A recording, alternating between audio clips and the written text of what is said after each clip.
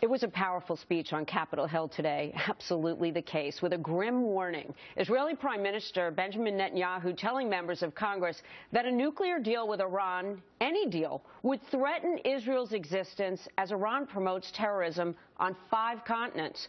Joining us now, a lawmaker who met with Netanyahu in Israel last August, California Congressman Ed Royce, chairman of the House Foreign Affairs Committee, who also attended today's speech. Congressman, thanks so much for taking time for us. Thank you.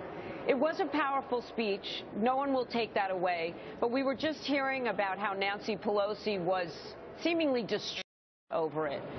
You think that Democrats were distraught over the speech itself for political reasons, or the context of what Benjamin Netanyahu delivered, that whatever dealings are going on with Secretary of State Kerry right now could endanger Israel as a nation?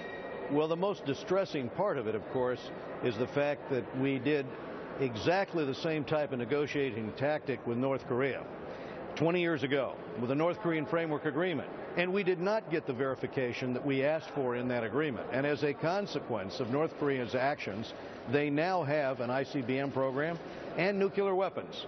And this is the worry that the Prime Minister spoke to us today about. If we do not get the verification in this agreement, if we don't get the points that the IAEA is making about what's necessary in order to really stop not just their nuclear program, but to have this thing expire in 10 years and have them treated like the Netherlands when they've got a full-blown nuclear program. Congressman, who picked that time frame? Who picked 10 years? Well, obviously, that is what the Iranians are going to push in their negotiation.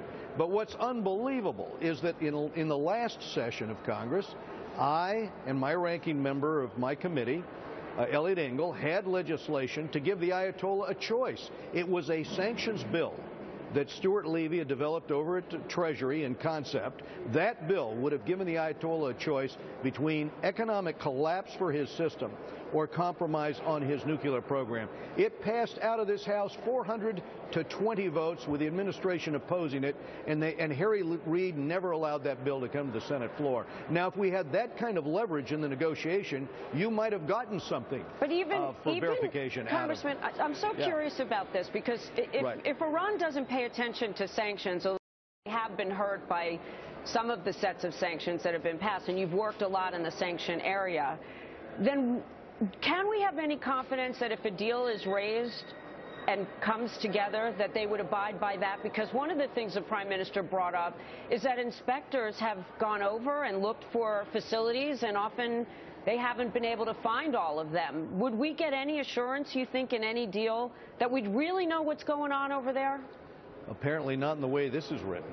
But if I could give you an example, with South Africa some years ago. South Africa had the bomb. We passed sanctions legislation. The South Africans said, their government said, we couldn't have waited a week. We couldn't have lasted 10 days, was the exact quote, before economic collapse. That's why we had to start negotiating to give back their atomic weapon to the IAEA and to move from apartheid to a system of elections. Now, what we should be pushing for in Iran is support for the 2/3 of the population that want a Western-style democracy without a theocracy. We should be broadcasting into the country the same way we did under the Reagan administration into the former Soviet Union, and ratchet that 2/3 opposition up to 80–90% opposition against the Ayatollah. But that's not what we're doing. Do you get the sense, Congressman, that even if something like that were to happen, that Israel is poised to do what they may need to do on their own? Did you get that sense today? Israel is sharing with us the fact that it's a national security threat to us, but it's their survival that's at threat. And that's a credible argument for them to make, because the Ayatollah is still saying death to the great Satan, that's us, and death to the little Satan, that's Israel. And Israel is proximate enough.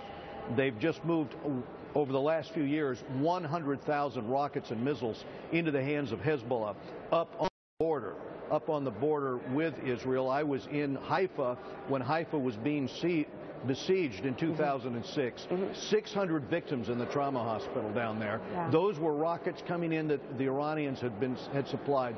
So yes, for Israel this is a threat to their existence, and so it is credible that they may try to take action. But what's incredible is that we would take off of the table in the last session the types of sanctions that really could have imploded the regime in Iran. This makes no sense. Appreciate your perspective. We're going to have some perspective from a Democrat on the other side of that in the show. And thank you so much, Congressman, for giving us your thoughts today. John?